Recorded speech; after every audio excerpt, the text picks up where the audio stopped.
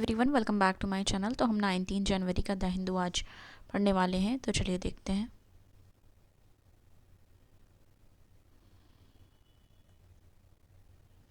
तो यहाँ पे देखो एक आया हुआ है, ठीक है। Spot bellied eagle owl spotted in 1 minute in Andhra Pradesh Seshachalam forest on the first time. तो इसके बारे में हम देखेंगे। इसमें है जो वाइल्ड लाइफ टीम है, उन्होंने रिसेंटली स्पॉट किया है, ठीक है।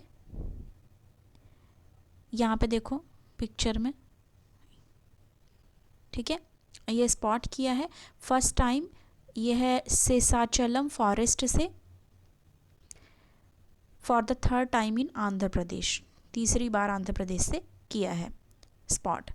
The bird habitat found on a large tree in thick forest is spread across the Indian subcontinent, but it was cited only twice in state earlier. मतलब अभी तक 2 बार ऐसा देखा गया, and both the times it was at Nagarjuna Sagar Shri slam tiger reserve. और दोनों बार कहाँ देखा गया?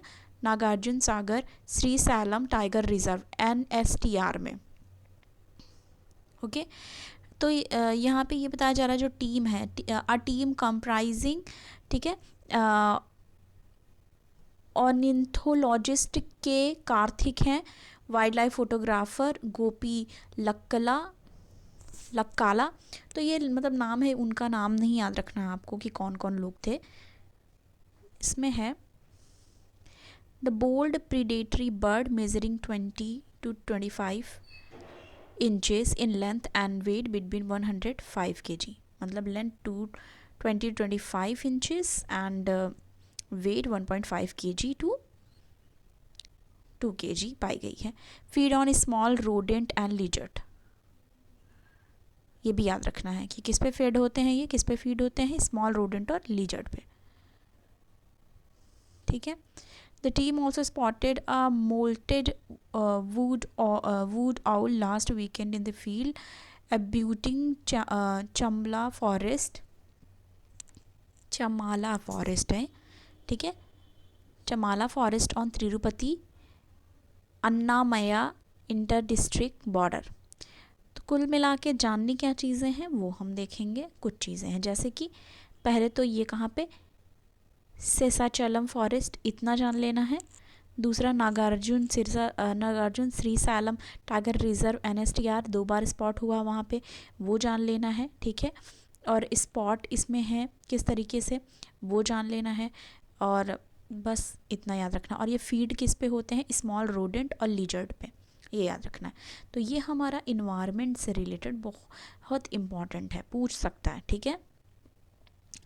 शेषाचलम फॉरेस्ट में फर्स्ट टाइम ये स्पॉट हुआ है, तो ये याद रखना। आगे देखेंगे हम नेक्स्ट। ये देखो यहाँ पे एक आया है एडमोनिशमेंट दैट इंडेंजर्ड द कॉन्स्टिट्यूशन। इसमें कुछ चीज़ें हैं जो हम देखेंगे जिस बारे में बात हो रही है, ठीक है। कुछ जजमेंट्स है इसमें, कोलिजियम टारगेट ये है, ठीक है। फिर इसमें है to suggest that the basic structure doctrine is by itself unanchored to place the constitution at legislature, ठीक है। तो ये इसमें कॉन्स्टिट्यूशन से रिलेटेड बातें हुई हैं, वो सारी चीज़ें आप एक बार ऐसे रफली पढ़ सकते हो, क्योंकि जब इसके रिलेटेड कई बार कॉन्स्टिट्यूशन से रिलेटेड आती है तो हम डिस्कस करते रहते हैं। अगर फिर से ये रिपीट होता है मतलब 2-3 बार, तो इसका मतलब इम्पॉर्टेंट है, फिर से हम उसको देखेंगे, ठीक है। नेक्स्ट आएंगे।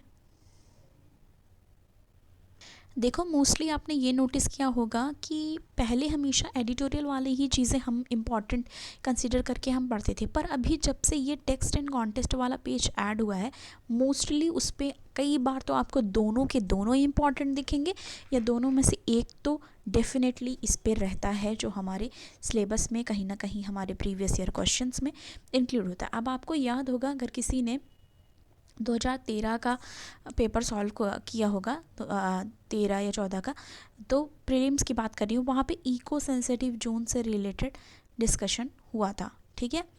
तो इको सेंसिटिव जोन से रिलेटेड आया है, तो ये देखेंगे हम the conflict behind eco sensitive zone, इसको हमें देखना है। इसमें है इकोलॉजिकली सेंसिटिव जोन, ESG की बात की जा रही है, are intended to safeguard protected areas, national park, wild life sanctuaries. कौन कौन सी चीज़ें प्रोटेक्टेड एरिया, कौन कौन सी? National park, wild life sanctuaries, by transitioning from an area of lower protection to an area of higher protection. However this fortress conservation model has come under repeated criticism for conservation scientific bringing in the scheduled tribe and other traditional forest development recognition of Forest Right Act 2006, which is also known as Forest Right Act FRA। ठीक है, तो इसमें FRA की बात की जा रही है, फॉरेस्ट राइट एक्ट की, और इसमें कहा जा रहा है कि FRA recognises the customary and traditional right. किस चीज़ की कस्टमरी और ट्रेडिशनल राइट की बात की जा रही है? इंडिविजुअल की, बोथ इंडिविजुअल एंड कलेक्टिव, चाहे इंडिविजुअल की कही जाए या कलेक्टिव, दोनों की बात की जा रही है यहाँ पे, दोनों के राइट की बात की जा रही है, चाहे वो कस्टमरी राइट हो या फिर ट्रेडिशनल राइट हो।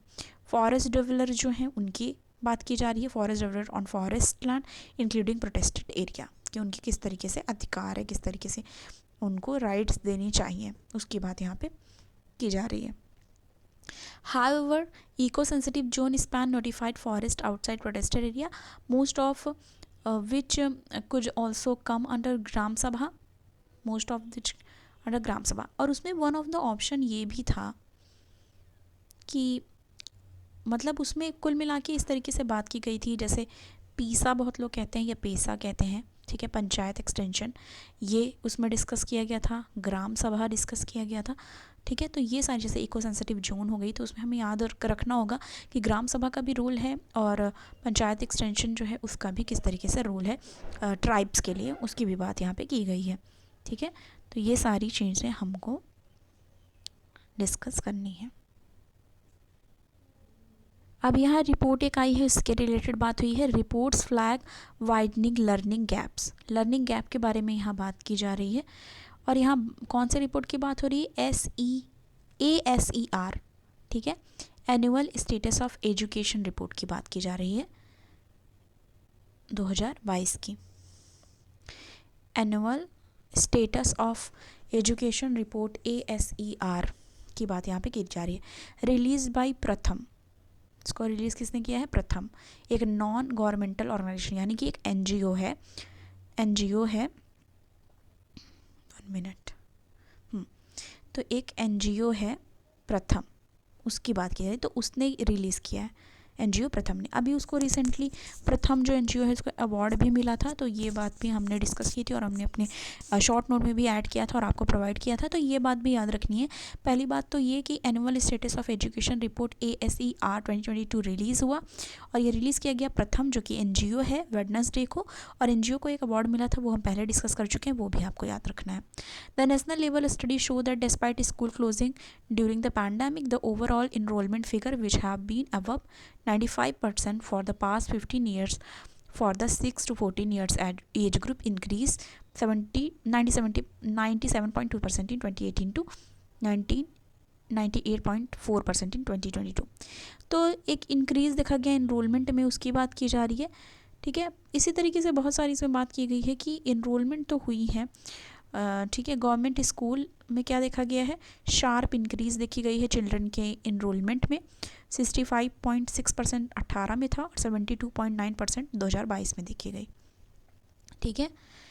द स्टेट शोइंग, आप देखो कौन से स्टेट ऐसे हैं, ठीक है, the state showing a decline of more than 10% points from the 2018 levels, ठीक है, उनकी बात की जा रही है। अब यहाँ पे है including higher reading level in 2018, such as जो केरला है, केरला की बात की जा रही है, हिमाचल प्रदेश की बात की जा रही है, हरियाणा की बात की जा रही है, ठीक है। तो इनकी जो देखो हिमाचल, केरला, हरियाणा, ठीक है, उनकी बात की जा रही है। अब यहाँ पे large drop are also visible, पर वहाँ पे तो ठीक है, और लार्ज ड्रॉप भी देखे गए हैं, मतलब ड्रॉप आउट भी देखे गए हैं, तो वो आंध्र प्रदेश से तेलंगाना यहाँ सबसे देखे गए हैं, ठीक है।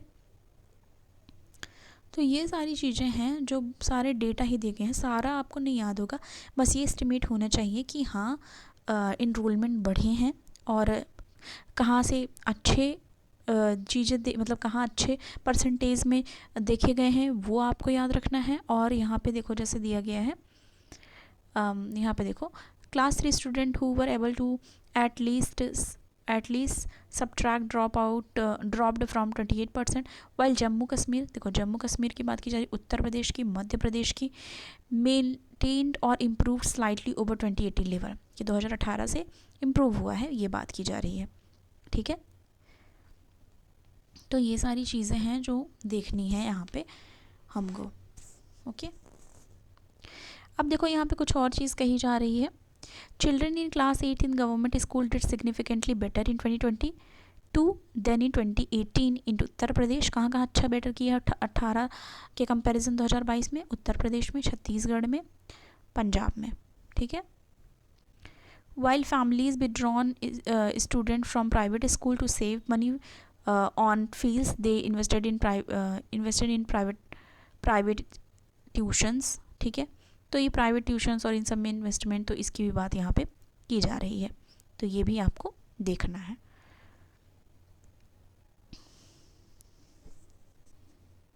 तो ये सारी चीज़ें थी जो हमें डिस्कस करनी थी आज के लिए। इतनी चीज़ें थी। ओके, थैंक यू, मिलती हूँ नेक्स्ट वीडियो में।